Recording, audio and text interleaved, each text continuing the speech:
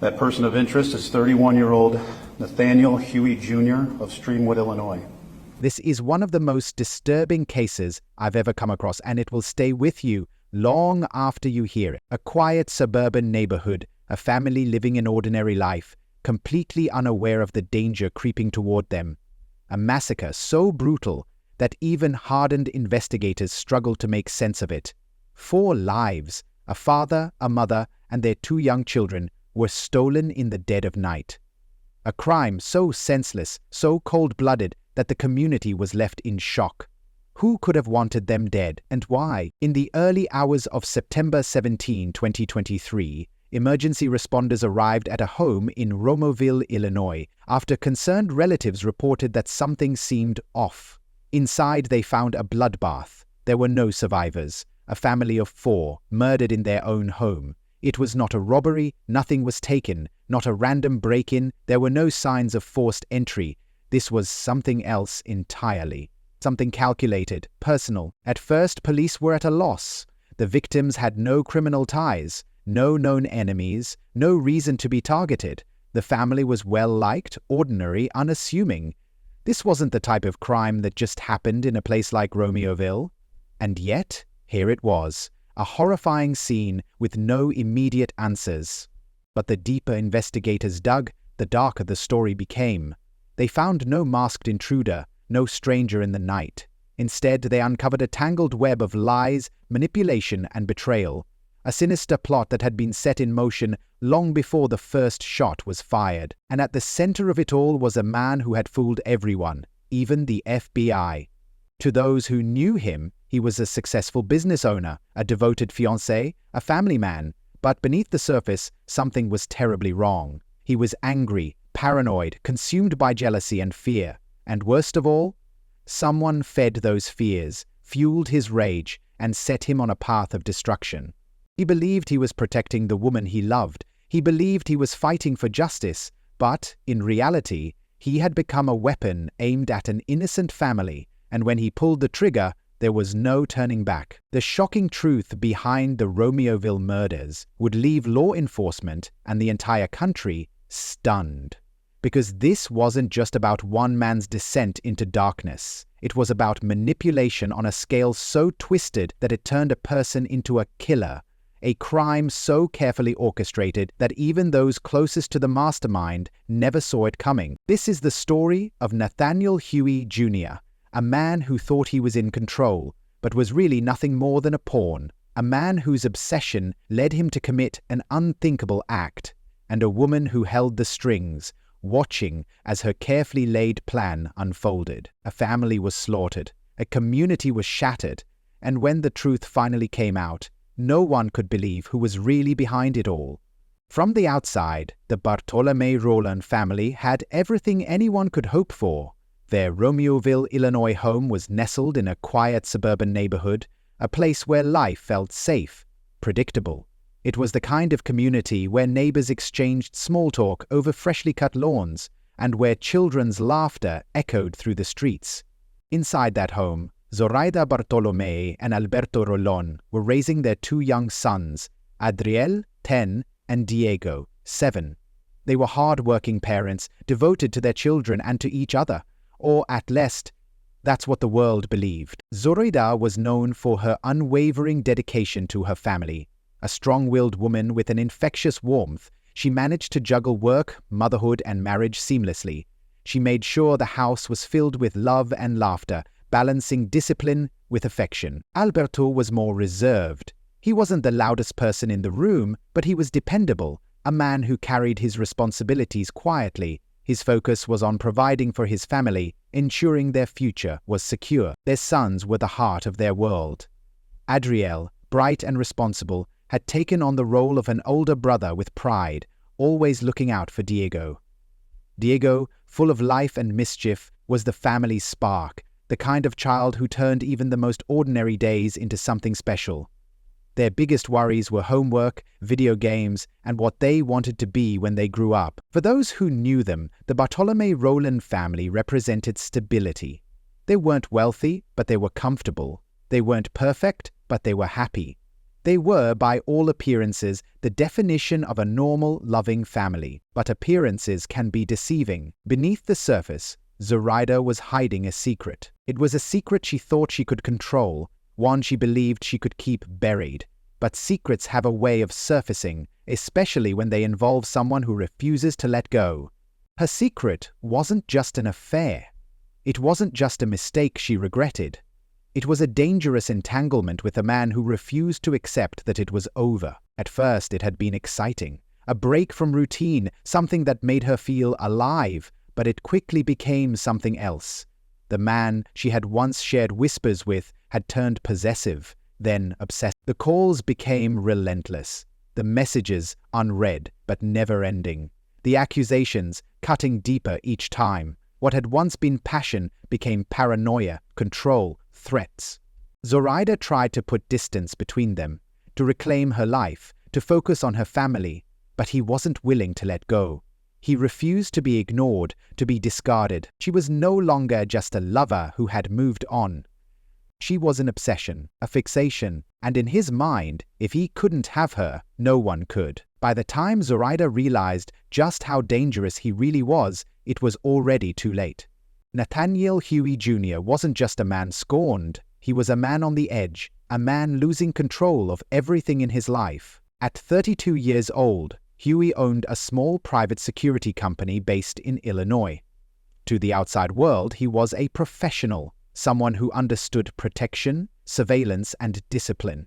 But those who knew him best saw something else, a man driven by paranoia, anger, and an obsession with control. Very few of his business was failing. The once steady stream of clients had dried up, leaving him drowning in financial ruin. Debts piled up, contracts were lost, his reputation suffered. Every failure chipped away at his already fragile state of mind.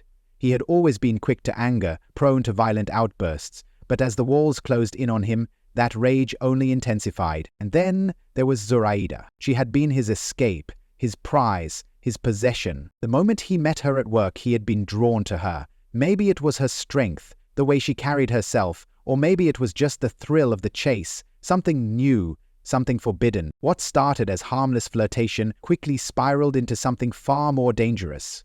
Huey pursued her relentlessly, breaking down any resistance until she finally gave in. At first, Zoraida may have believed it was passion, but it wasn't love. It was control. Huey wanted all of her. Every moment, every thought, every breath. Soon the possessiveness began. "Where are you? Who are you talking to? Why didn't you answer my call right away?" Zoraida at first tried to explain it away. Maybe he was just protective. Maybe he cared too much. Then came the accusations. Every interaction was an interrogation. If she seemed distracted, he grew furious. If she pulled away, he begged. Then he threatened. Then he apologized. It was a cycle.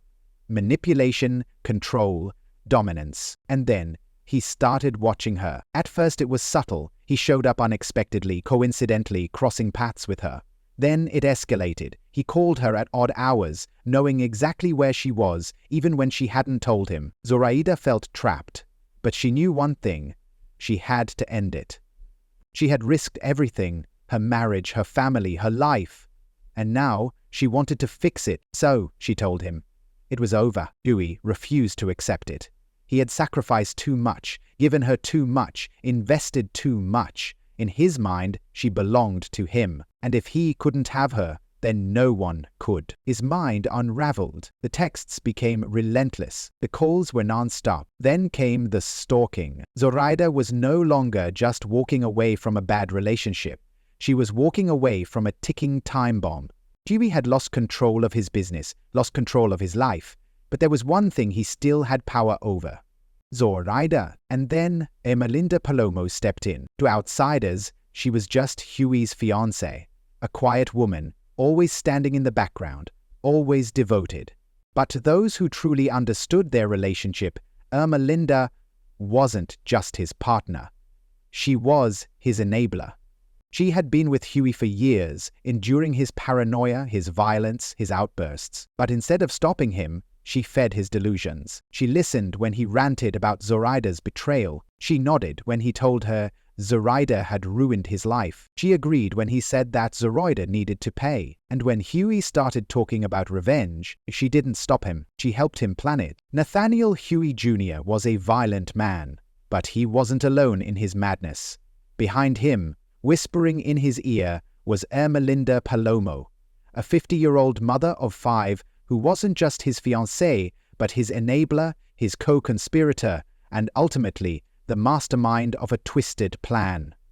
For years, Ermelinda had tolerated Huey's violent outbursts, his financial troubles, and his paranoia. She knew the kind of man he was, and instead of leaving, she chose to fuel the fire. When she discovered his affair with Zoraida Bartolomé, she didn't react with anger or heartbreak. No, she saw it as an opportunity, a chance to manipulate Huey into doing something unspeakable. She played on his deepest fears. She knew his mind was already fragile, unhinged by years of instability and rage. Instead of confronting him about his infidelity, she planted a seed of paranoia that would consume him entirely. She created fake online accounts, sending Huey cryptic messages from anonymous sources, warning him that Zoraida was plotting against him. She told him that Zoraida had ties to the Mexican and Bulgarian cartels, that she was a mole, a traitor working with dangerous people who wanted him dead. At first, Huey was skeptical, but Ermelinda knew how to break him down. She showed him proof. Messages she had written herself, emails, and fake social media profiles that made it look like Zoraida was conspiring with criminals.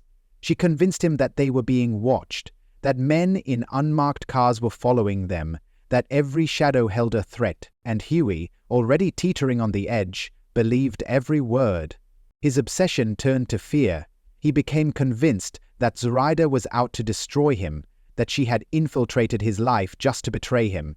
That fear festered, rotting into something far more dangerous: rage. Ermelinda stoked that rage, reminding him every day that he wasn't safe, that Zoraida was pulling the strings, that if he didn't act first, he would be the one to suffer. And finally, when she saw him fully unravel, when his hands shook with fury and his voice trembled with desperation, she whispered the words he was already thinking. She has to die. They all do. Huey didn't hesitate. He had already convinced himself that Zoraida was a threat, and now he had Ermelinda reassuring him, pushing him further, telling him that this was the only way. Together, they began planning the massacre.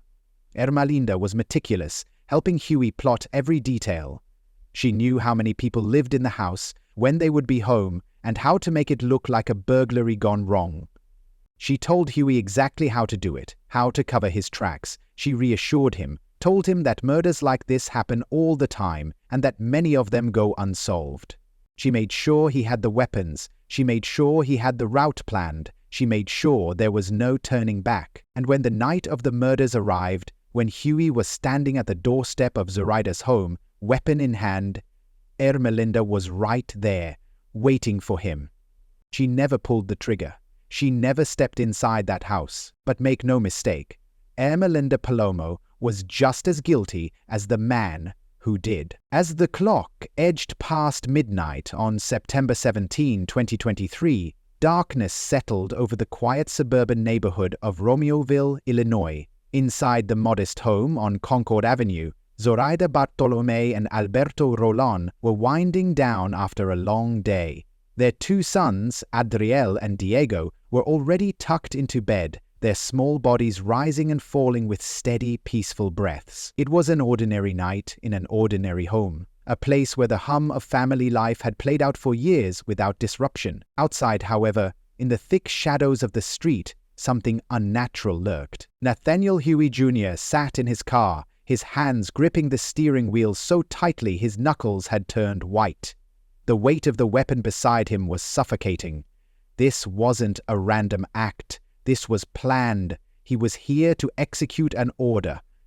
An order whispered into his ear night after night by Ermelinda. No mistakes, Nathaniel, no witnesses. Her voice echoed in his mind, a steady drumbeat against the roar of his own erratic thoughts. He had played this moment over and over in his head, but now, staring at the house, doubt began to creep in.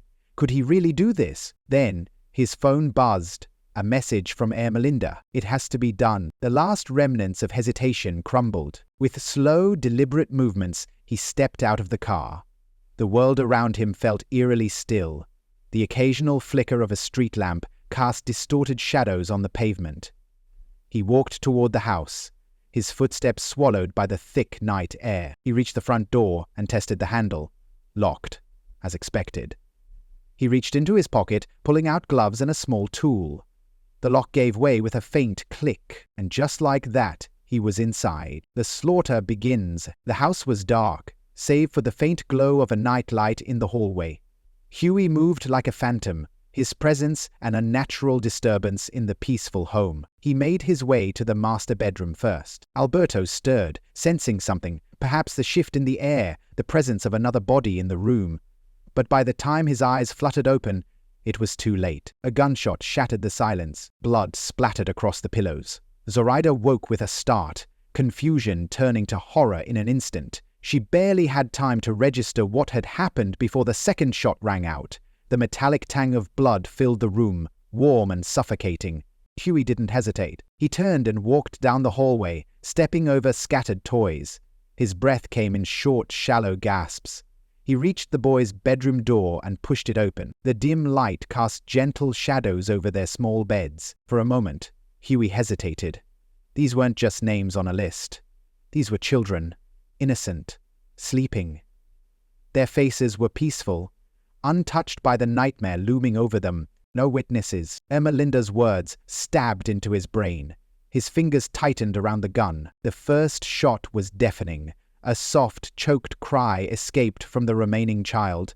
Another shot. Then, silence. The house, once filled with laughter and life, had been reduced to nothing but a graveyard of echoes. Huey took a slow, shaky breath.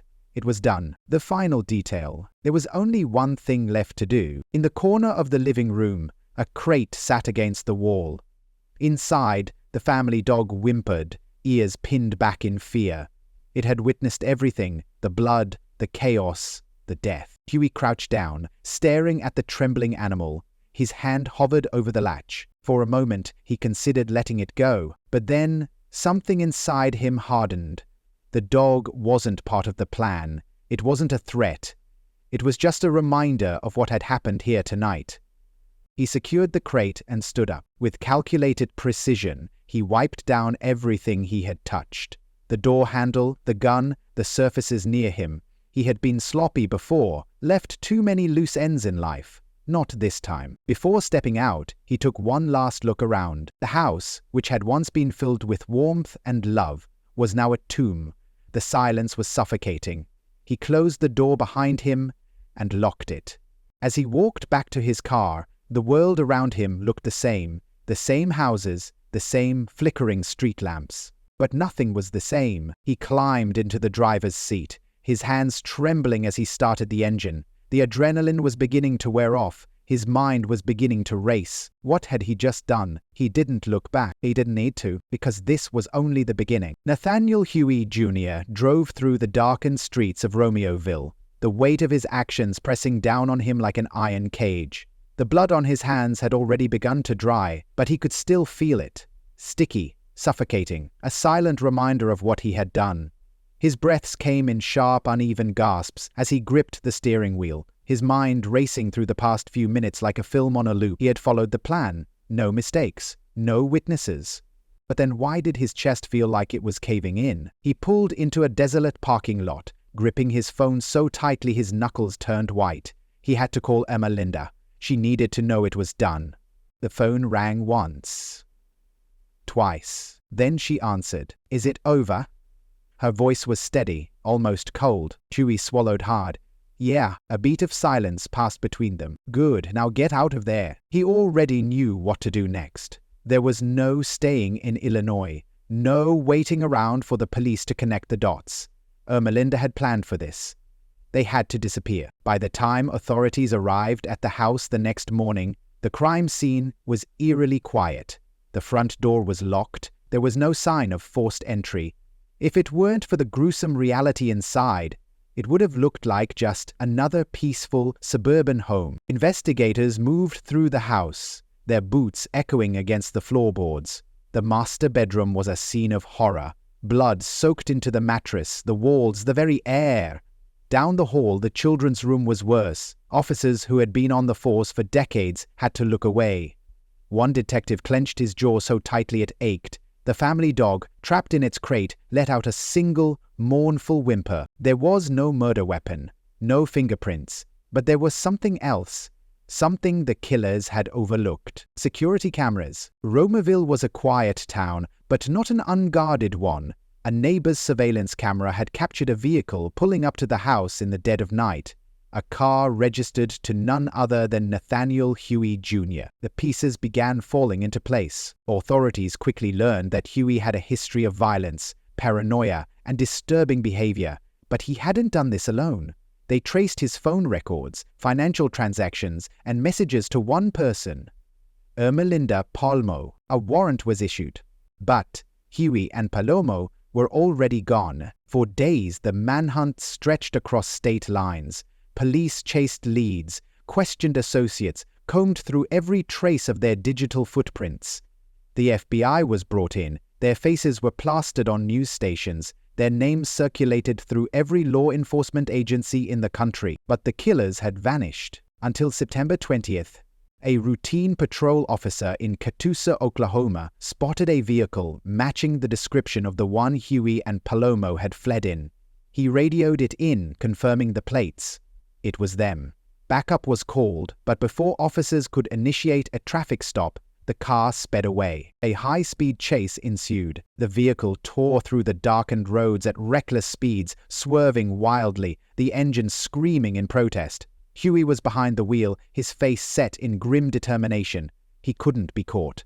He wouldn't rot in a cell. But he didn't make it far. A sudden loss of control, a sharp turn taken too fast. The car veered off the road and slammed into a concrete barrier. Fire, smoke. Officers rushed toward the wreckage, weapons drawn, but there was no need for caution. The damage had already been done.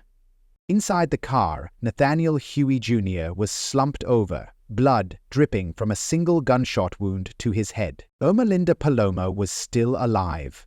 Barely. She had been thrown forward from the impact, her body twisted and broken, her breaths shallow.